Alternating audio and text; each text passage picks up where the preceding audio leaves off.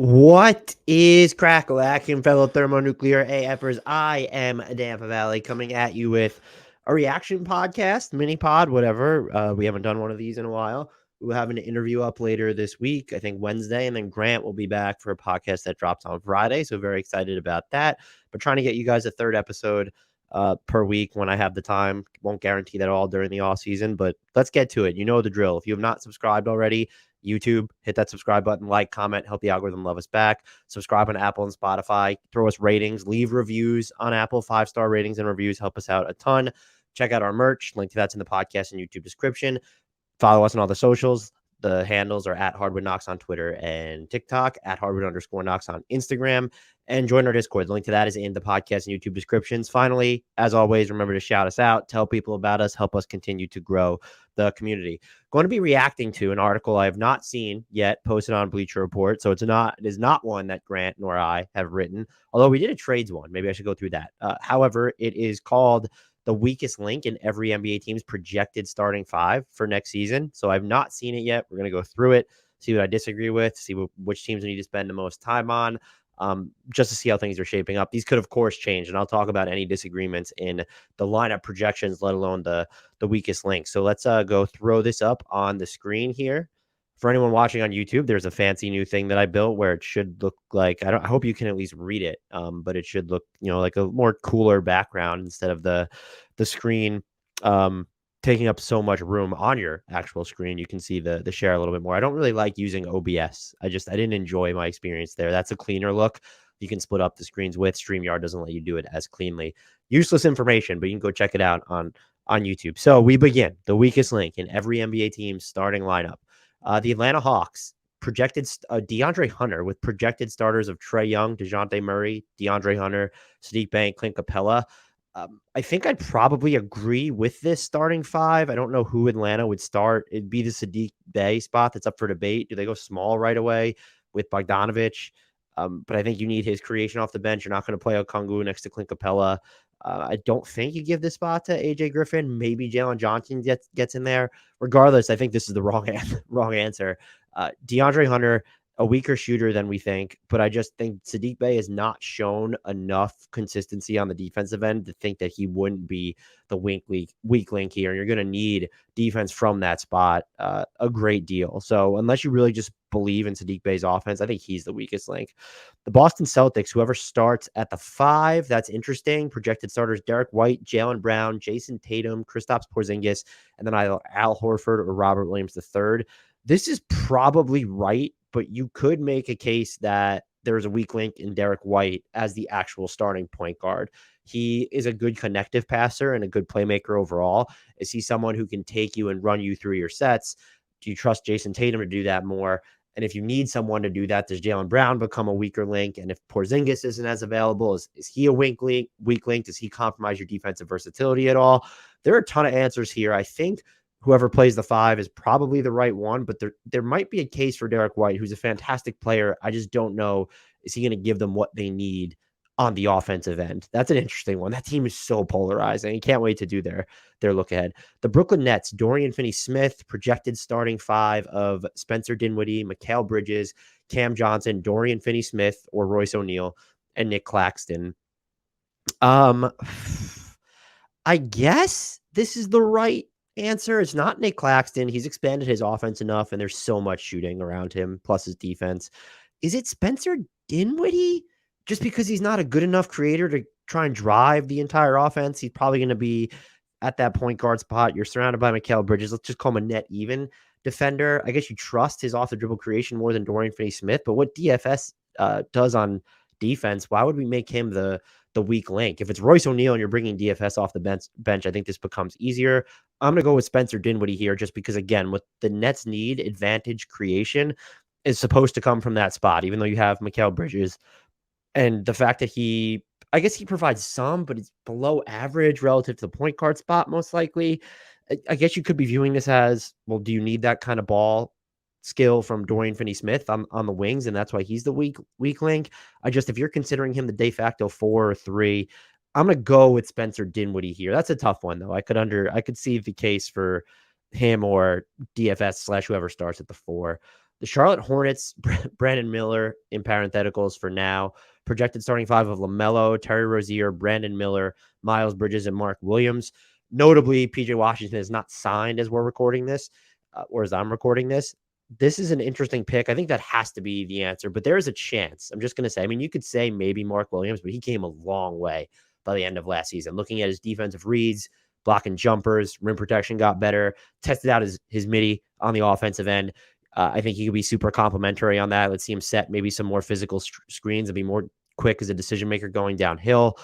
Needs enough spacing around him to make that impact. I think you could probably make the case Miles Bridges has to serve the balance of the 30-game suspension. There's 10 games left for pleading no contest to felony domestic violence. You could, like, he's been gone. Is he the weak link? I think you could also make a case for Terry Rozier, just if his shooting falls off. He did seem to settle down once they put him in the proper role last season. And so this isn't a lineup where he'll be tasked with creating. Brandon Miller is probably the right answer. I think they're probably going to ask him to do some things on ball offensively, since you only really have Bridges and LaMelo here. And so that could be an issue for him as a rookie. Is he going to be able to generate the type of on ball separation or even give you anything on the ball? If PJ Washington is playing and he's in this lineup, I guess the pick is Terry Rozier, but I don't love the idea of Bridges being your de facto 3 either. I'm not going to lie. Think this is probably the right pick, though. Chicago Bulls, Patrick Williams. Is this spicy? Projected starting 5 for Chicago, as I'm all over the place here. Alex Caruso, Zach LaVine, DeMar DeRozan, Patrick Williams, and Nikola Vucevic. I think I might go Nikola Vucevic here. Is he going to give you? He's not going to give you enough rim protection, even if you don't think there's going to be any sort of regression as he goes into his mid-30s. Really fine offensive player. Yes, the low volume from Patrick Williams and Alex Caruso can help you for a team that was so elite defensively last year, but they were so elite defensively, not really because of anything they did from the big man spot. It just kind of started with their ball pressure, a lot of their wing defense, and them sort of protecting the rim that way. And Patrick Williams is a fairly prominent part of that, as is Alex Caruso. DeMar DeRozan, unless he regresses, is not a weak link. Zach LaVine, I firmly believe he's probably become underrated. I think the answer is honestly Vooch here, just because you have to think of what he's going to, how much is he going to give you as a shooter on offense? Will the threes go down at a really good clip? And then how much is he going to potentially compromise your defense? And this team needed rim protection. That's not someone they're going to give him. If you just believe that Patrick Williams is an offensive zero, I get why you would include him, though. Moving on to the Cavaliers, Max Strus, projected starting 5 of Darius Garland, Donovan Mitchell, Max Strus, Evan Mobley, and Jared Allen. This is the right answer. I guess you could make a case for Jared Allen. Just does he shrink their offensive spacing? But at that point, he's giving you so much defensively, and it's part of the reason why Evan Mobley can be allowed to roam. Does that really make him a weak link? Because you could just turn around and say the same thing about Mobley. I do think he's ready for more grab and go stuff and even slowing things down and being able to attack that way, but he's not spacing the floor either. And so I think you just look at it and you have to say, okay, Max Strus is clearly the worst player. And that's maybe the best way to approach this exercise. Dallas Mavericks, Dwight Powell. Dwight Powell still on the Mavericks. Projected starters, Luka Doncic, Kyrie Irving, Tim Hardaway Jr., Grant Williams, and Dwight Powell.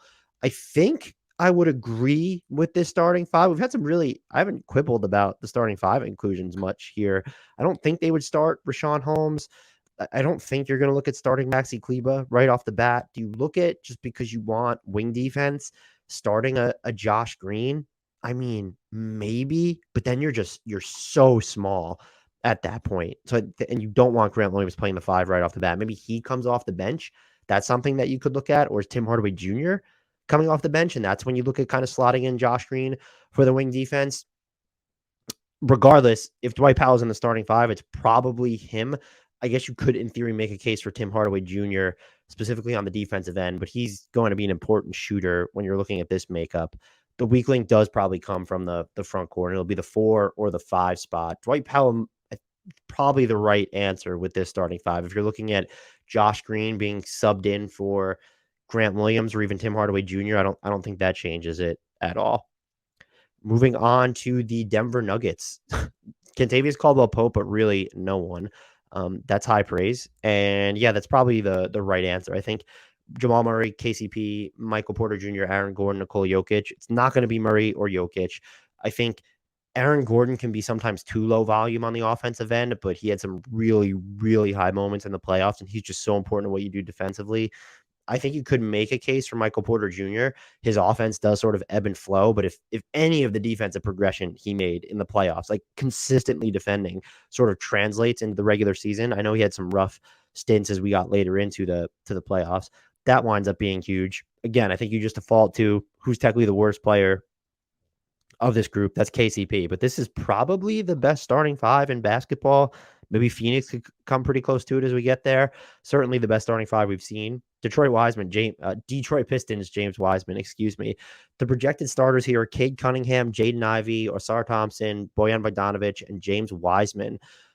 Uh, Jalen Duren not being here is really weird. Why is James Wiseman's the right answer.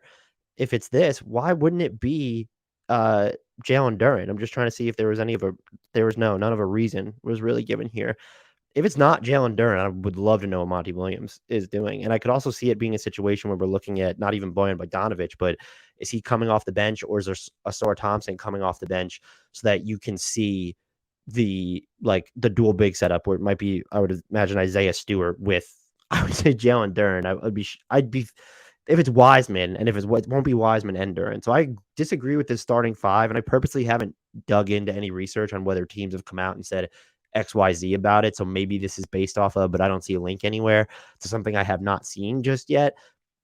The answer is right, but I just don't think he's there. And if you're slotting in Jalen Duren, I think the weak link becomes Osar Thompson, who's going to be a terrific defender. And I do believe, just looking at the speed at which he's able to get off jumpers, I believe in the development of that. But just right off the bat, offensively, I think it's probably going to be a struggle for him. Although does this lineup specifically, where you really only have, if we're being honest, one plus shooter with Bojan Bogdanovic, that could make it difficult for him to operate. So I think the answer is Osar Thompson, because you're going to wind up starting Jalen Duren instead of Wiseman. And you might even start, if you plug in Isaiah Stewart in Bojan Bogdanovic's spot, or even Osar Thompson's spot. So if you plug him in Bojan's spot, the answer is still Osar Thompson. And if you just plug him in Osar Thompson's spot, I think it would then become, could it be Jaden Ivey over a Stewart? Or even, I guess you want to say, no, Duren's too important defensively. Then it's a discussion there. I guess I'd probably default to Stewart. I just believe in Ivey now that much after being fairly low on him, but it would have to be Stewart or Ivey in that situation. But I think the right starting five, I feel like, is this starting five with Duren in place of Wiseman, and then Osar Thompson is your weakest link. You have some real shooting coming off the bench then, though, by the way. Monte Morris, Alec Burks, and Joe Harris. Like, you could really, that's a lot of space. And then even if Stewart's coming off the bench, he can get off a three here and there. I actually really like that. The Golden State Warriors, Kevon Looney, unless Chris Paul starts. Projected starters: Steph, Clay, Andrew Wiggins, Draymond Green, Kevon Looney. Yes, but I mean, are we just sure that, like, Klay Thompson, kind of the way he closed the season, not on the strongest note, could it be him? And you know what you're at least going to get from Kevon Looney defensively, and the reads he's going to make offensively. Again, the worst player here, it's Kevon Looney, so you call him the weak link. But when you're trying to look at weak points to attack, Klay Thompson's kind of easier to attack on the defensive end this time. He's just not as quick on offense if he's asked to do anything with the ball. You trust his shooting, but it feels like there are more highs and lows, and it feels like he has more variance in his performances than a Kevon Looney would be from night to night. And so I would just leave open the possibility that the answer here is Klay Thompson. If you're going to go with that variability, you could maybe also say Wiggins, but he's become more of a steadying force over the past couple of years. The Houston Rockets, Dillon Brooks. Projected starters: Fred VanVleet, Jalen Green, Dillon Brooks, Jabari Smith Jr., and Alperen Şengün. I think this is the right starting five. They'll probably bring Amen Thompson off the bench just because I think that will give him the most, maybe not spacing around him, but the chance to operate with the ball in his hands than if you were going to have Green and VanVleet and even Jabari Smith with him. And yeah, it's Dillon Brooks and Şengün, by the way. All these players around him are just decidedly, like, they could be pluses on offense, and I don't think Dillon Brooks will be. I'm expecting a huge year from Jabari Smith Jr., by the way. So, yes, if you wanted to pivot to an alternative, I think it would have to be Şengün if you're worried about his defense. But I just don't even think he's nearly as detrimental on defense as Dillon Brooks can be on the offensive end. Now, if you just plug Dillon Brooks into a role where he has to keep the ball moving or fire away, maybe he can attack the occasional closeout, and he doesn't fancy himself like this, smaller Carmelo Anthony or whatever, or sometimes thinking he's like Damian Lillard or something, then yeah, there might be more of a debate here, but he's the clear answer. I'm trying to talk myself into another one. I can't. You would have to be really low on Jabari, and just the way he progressed like incrementally and how he closed the season, and even what he did in brief summer league action. I don't know why you would. Projected starters for the Pacers: Tyrese Halliburton, Bruce Brown, Buddy Hield, Obi Toppin, and Miles Turner, with Obi Toppin as the weak link. This is interesting because if you want to start kind of the traditional four-sized player, I would go with Obi over Jalen Smith or even Isaiah Jackson. I don't even think that would be in a consideration. But you do have Benedict Mathurin here. I guess he's less likely to start because Bruce Brown's not a pure three, and we're just going to assume that Buddy Hield doesn't come off the bench. So this gets all sorts of messy.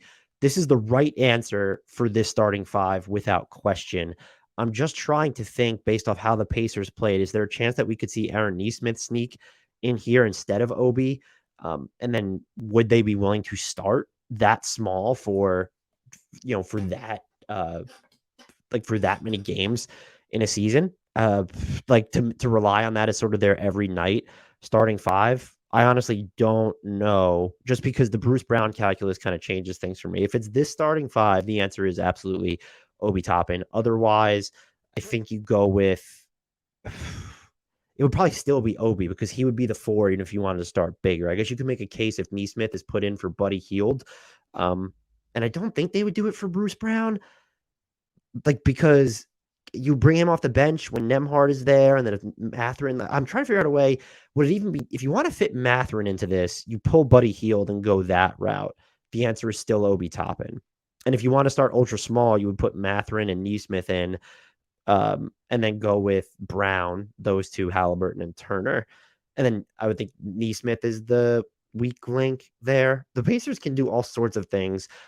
It does feel a little bit weird that Obi Toppin could go from barely playing with the Knicks to then starting with the Indiana Pacers. I guess I didn't give much consideration to what their starting five would be based off this makeup. I kind of assumed that we would see Mathurin graduate into that, and I know that they weren't above starting small last year. We saw like Nembhard, Nesmith, Hield play a bunch of minutes together. And so I would think you would favor that setup again, wouldn't you?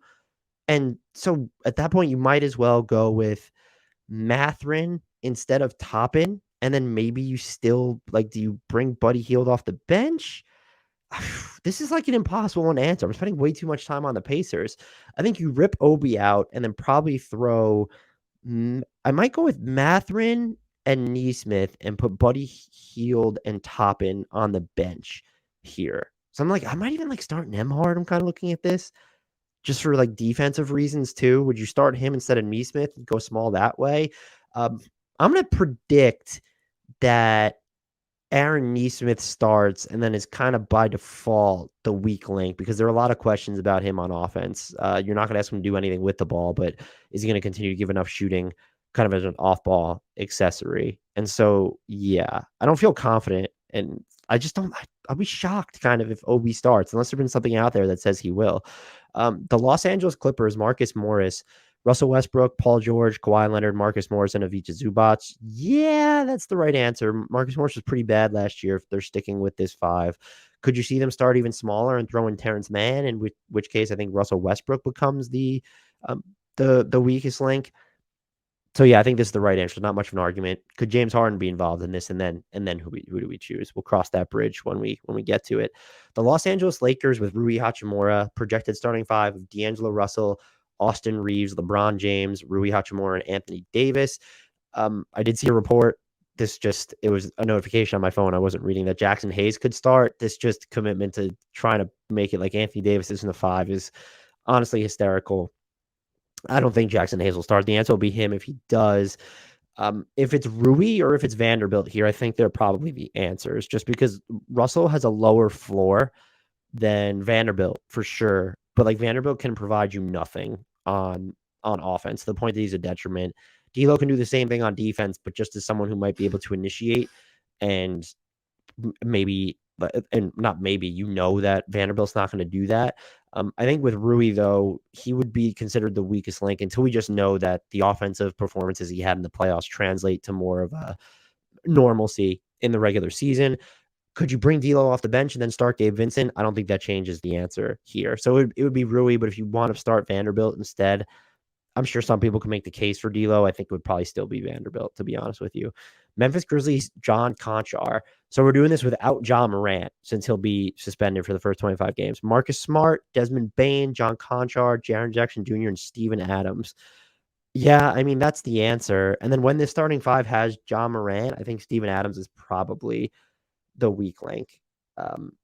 Just because he's not, aside from the offensive rebounding, he's not going to give you a ton on offense. He's a smart offensive player. I guess you can make the case. No, because you have John Morant. If you're looking at Marcus Smart to be like this true wing defender rather than someone who plugs all these different holes and guards up and can switch a ton. Like if you need him to be the Dylan Brooks type guy during the regular season, I can't bring myself to pick that one. So yeah, it's John Conchar for now. It'll be Steven Adams when this team is at full strength. The Heat, Kevin Love, projected starters: Tyler Hero, Josh Richardson, Jimmy Butler, Kevin Love, and Bam Adebayo. Yeah, this is probably the right answer. It's not Tyler Hero. I don't know. You could say like maybe it's Josh Richardson, but I feel like I know Josh Richardson had a rough go of it when he was in for the like hot second that he was in Philly, but like he was fine. I thought he was fine for Boston. I thought he ended up being fine for San Antonio and New Orleans this year. And so I loved that signing, especially at the minimum. I think he gives you more than people think. And so with Kevin Love, yeah, rebounding, passing, shooting, I think he could potentially hurt your defense. And Josh Richardson, I don't think is going to hurt you at either end of the floor, even if he doesn't necessarily elevate you. The Milwaukee Bucks, Grayson Allen, their projected starting five is Drew Holiday, Grayson Allen, Chris Middleton, Giannis Antetokounmpo, and Brook Lopez. This is the right answer. I would fuck around with the starting five and I would test out. I think Jay Crowder is too big for this spot, but I would consider Pat Connaughton. I would consider try Malik Beasley out. I mean, why not? Just if he can really get off threes, and I guess Grayson, not I guess Grayson was better than him last season. I do think Beasley has a higher ceiling as a high volume shooter, but Allen's probably going to give you more defensively, even though Beasley should have the tools to do that. So I would consider it, but either way, the fifth is just going to be the weak point. No more Wes Matthews to consider in this spot. That's a little sad. RIP to that tenure. Maybe Marjon Beauchamp sneaks in here, but no, I think this is the right starting five, and even if it's not, whoever you slot in that fifth spot is going to be the right pick. The Minnesota Timberwolves, Mike Conley, Anthony Edwards, Jaden McDaniels, Karl-Anthony Towns, and Rudy Gobert. Speaking of what could be the best starting five in basketball, are we sure? I'm high on the Wolves. I'm not sure if the clip will be up, but if you listen to the podcast where I talked about the Wolves, I'm extremely high on the Wolves. Do you like? Couldn't it be Rudy Gobert? Is basically where I'm going. It's not going to be Ant Edwards. It's not. I know about Towns and what he does on defense, but he's such a transcendent offensive player. Gobert's defense felt like it sort of waxed and waned a lot last season, and if he is sort of diminished in any capacity from, I think you have to ask yourself this: who is adversely impacted more by the dual big setup? And the answer is probably Rudy Gobert over Karl-Anthony Towns. So I understand that Mike Conley's the oldest, theoretically the worst, the most low volume player here, but his importance as just like sort of a connector, someone who's not going to get absolutely torched on the defensive end still, just being this high IQ player, you could maybe make the case for Rudy. But if your answer is Rudy Gobert or Mike Conley as your weakest link, I think you're in a pretty good spot when you're looking at your starting lineup. The New Orleans Pelicans, Jonas Valanciunas. I wish the Pelicans would have really diversified their five rotation. Projected starters: CJ McCollum, Brandon Ingram, Trey Murphy, Zion Williamson, and Jonas Valanciunas. This is the right answer, depending on if you weight durability, then I get it. You could consider Zion there. I really want to see the Pelicans get to the lineup this year where Herb Jones is playing in Jonas Valanciunas' place. I don't know if Zion's going to give you enough defense there, how much you want him playing the five. That lineup just screams all sorts of awesome to me. And I also wouldn't mind if you're really trying to launch up the defense in that situation. Will Jose Alvarado give you enough shooting, or would Dyson Daniels give you enough shooting or scoring or offensive impact whatsoever to try that? I mean, that lineup isn't even that small. If you go Dyson Daniels, Herb Jones, Trey Murphy, Brandon Ingram, and Zion, I don't really know what that looks like, but that might be my favorite quirky lineup for New Orleans to try out.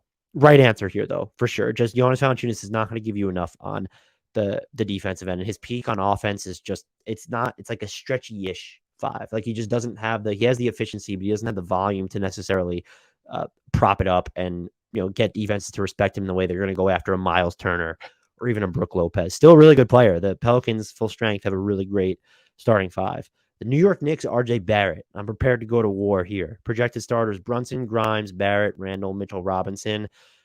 Yeah, why is Mitch's defense it can't be Julius. We all know how I feel about Julius Randall, but it's not going to be Randall unless he had the MIP campaign and then that follow-up, and then he makes All-NBA last year too. So does he have a drop-off again? Let's make clear. It's not Brunson. That's like the only one I'm prepared to say it won't be. Grimes is just I don't think he's going to have enough offensive responsibility to nuke you there. And we know he's this defensive tryhard, a little bit undersized if you want him defending wings. So I don't think it could be Brunson. I don't think Grimes will have a prominent enough role for it to be him. Mitchell Robinson's defense is so important. I guess in theory, like, how do we define weak link here? In a vacuum, I guess RJ Barrett's the worst player. Mitchell Robinson's floor on offense is just so low. Is he going to shoot 48% from the free throw line or not? Can he do anything aside from catch and finish at the basket, grab some offensive rebounds? I'm going to say no, just because if we're doing this relative to their positions, I think there's a case for Julius Randle because he limits so much of what you can do. Why is RJ Barrett in such a herky-jerky spot? In part because he's playing with Julius Randle and Jalen Brunson a lot at the same time, in addition to less spacing with Mitchell Robinson there. The answer is probably RJ Barrett. I'm like really getting ahead of myself here. I would love to see different sorts of lineups with RJ, and I would consider to maybe getting him those lineups. If you feel like you need to start him for diplomatic reasons, then can you give him the quick hook and throw in Josh Hart or maybe even a Dante DiVincenzo in his spot? Let's move on to the Oklahoma City Thunder. The weak link is Lou Dort. Their projected starting five is Josh Giddey, Shai Gilgeous-Alexander, Jalen Williams, Lou Dort, and Chet Holmgren. Yeah, I mean, it's not Shai. It's not Jalen Williams, who's just so plug and play. Josh Giddey got a lot better last year, and to the point where he shot on 33% from three, but he had really extended pockets where he was shooting the ball better. He's definitely not as hesitant there. Gives you a lot of defense, rebounding, excellent passing. Lou Dort's a great defender, but he's so up and down on the offensive end. So yes, this is the right answer. I guess unless you feel that Chet Holmgren's going to be a rookie, they're going to have him play a lot of five. It looks like. Is he able to contribute, leave a dent right off the bat? Lou Dort's most likely the correct answer, though. The Magic with Gary Harris, the projected starting five of Fultz, Harris, Wagner, Banchero, Wendell Carter Jr. I probably agree with this. Would they consider starting Anthony Black and Gary Harris's space? That would really destroy their shooting, but up their ball handling a little bit. I don't know if you need extra ball handling when you have Banchero, Franz Wagner, Markelle Fultz here. I just want to leave open the door that it could be a Markelle Fultz. He's become a very serviceable offensive player and a very good playmaker. Just the absence of a consistent perimeter jumper and how that changes the way defenses defend you and what that can do to their half-court offense can really submarine them. So it's him or Harris. I'd probably lean Harris. I think, just Markelle Fultz's defense, and I think you're going to trust him at least as a ball handler. So yes, Harris is going to be the right answer here, with the possibility though that it's Fultz. Philadelphia 76ers. PJ Tucker, I don't know. Projected starting five of Harden, Maxey, Tobias Harris, PJ Tucker, and Joel Embiid. This is the right answer in a vacuum. But if James Harden is still on this team and he goes full when he wanted out and was in Houston and then also was in Brooklyn, he becomes your weak link. So I just want to throw that out there. Otherwise, yeah, it's PJ Tucker because he's so low volume on the offensive end and just older overall. Is there any defensive slippage? Phoenix Suns, whichever non-max player starts, Bradley Beal, Devin Booker, Josh Okogie, or Keita Bates-Diop, Eric Gordon, or Yuta Watanabe, then Kevin Durant, DeAndre Ayton. So it's not Beal, it's not Booker, it's not Durant. I just want to say that if it's Okogie, yes. If it's Keita Bates-Diop, I'd probably say yes, unless he's just shooting the lights out of the ball. If it's Eric Gordon or Yuta Watanabe, we need to see what DeAndre Ayton just looks like on defense and kind of offense first, because there was some drop off on defense and then just his offensive shenanigans where there's just too much finesse and bailing out.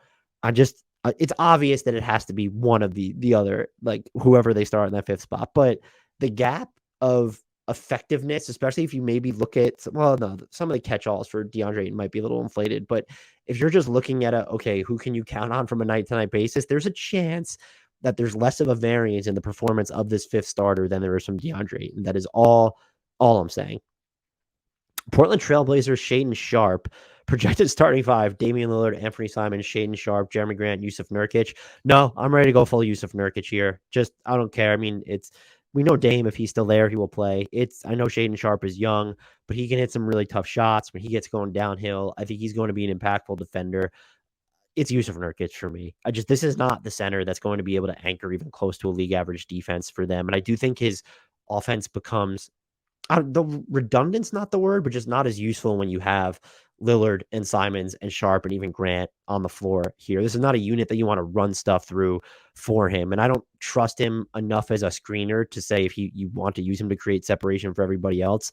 That's just not, you could, any of their bigs, I would argue that you could slot in here, and the answer is going to be them. I'm just ready to go full blown. I'm out on the Yusuf Nurkic experience. And that's not, you could throw, they don't even have a lot of other bigs on this roster. So look, I'm not even saying there's a good alternative, but the 5 spot is going to be a weak link here. Just start small. Let's get some Nas Little in there, maybe some Matisse Thybulle, and we'll run it that way.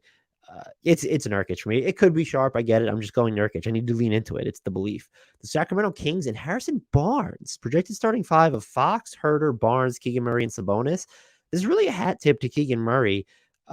Barnes did not start the year great last season, but he finished pretty strong and gave them a good two-way equilibrium for actually most of the year. It's not Fox. It's not Sabonis.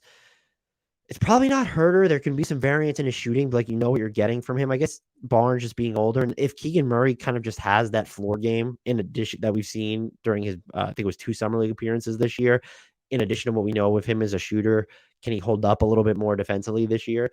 I think I could get on board with this pick. It's probably Barnes or Herter if you're trying to think of who has the lowest ceiling this season, while looking at these players, which might be the best way to look at it when you're dealing with 5, I would say, good players. Is okay, well, who's the lowest ceiling next season? And it'd be Barnes or Herter there.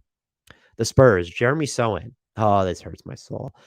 Trey Jones, Devin Vassell, Keldon Johnson, Jeremy Sohan, Victor Wembanyama. If I was the Spurs, I would consider bringing Keldon Johnson off the bench in this scenario. And then seeing, okay, do we start? I guess you wouldn't start Malachi Branham. It just feels like you're going to run into some weird positional overlap at some point. I'd rather see Zach Collins next to Wemby, to be honest with you. And so if the answer is then, if this is the 5, it has to be Jeremy Sohan, but I'll leave open the door that it's Johnson because I'm that high on Jeremy Sohan. And I think that because of what he showed when they put the ball in his hands and then kind of just had the best player, best defender on a really good team type of vibe from him, I would leave open the door that, okay, his ceiling is higher than Keldon Johnson's even now. But I do think that the Spurs should consider starting Zach Collins over Keldon Johnson. Then the weak link would be Zach Collins there. So Jeremy, you're going to be, first of all, your hair is just always on point, and you're going to be a fantastic NBA player. You might already be there. You're probably the pick with this 5. I would leave open the door for Keldon Johnson. I won't consider Wemby. I'm just all in on the Wemby train. The Raptors, Dennis Schroeder in the projected starting 5 of Schroeder, OG Anunoby, Scotty Barnes, Pascal Siakam, and Jakob Poeltl. Okay, so no, it's not Dennis Schroeder. It's Jakob Poeltl. This is someone who doesn't hit enough free throws to be on the court during crunch time, and he's going to need more space to be effective as a screener and a roller, and the Raptors cannot give it to him. And I think he's not the worst player of this group. That would be Dennis Schroeder. But when you're kind of looking at the makeup of the roster, it feels like he's going to be the one that suffers the most here. And so maybe he comes in and he's just like a super stingy rim protector. He's making some really smart passes for them, and he's finishing well, and they find ways to generate space. I don't know what else you do as a starting 5, because I don't think you're going to bring Scotty Barnes off the bench. And unless you trust him to run point guard now with him and Siakam, and throw Gary Trent Jr. in here just to hope that you get some more shooting on the court, that is, man, the spacing on this team is so bad. Who is the OG Anunoby's the closest thing to an above average shooter that you have in this lineup? That's wild. I would consider starting Gary Trent Jr. over Schroeder. They they won't. We'll have to see how Darko Rajakovic decides to field this team. But it's in terms of raw talent, Schroeder, but the makeup of this, I think Jakob Poeltl ends up just being a terrible fit on offense and not doing enough on the defensive. And again, the limitations of can he close games, I think matters. The Jazz, Ochai Agbaji, projected starters, Jordan Clarkson, Ochai Agbaji, Larry Markkinen, John Collins, and Walker Kessler. We have to leave open the door for maybe a John Collins. We just all assume his shooting is going to get better. And if this team can figure out how to use him as a screener more than Atlanta did. And look, Ochai has real two-way chops. This is someone who can really sling it, put the ball on the floor a little bit on offense, even though they don't really necessarily need him to.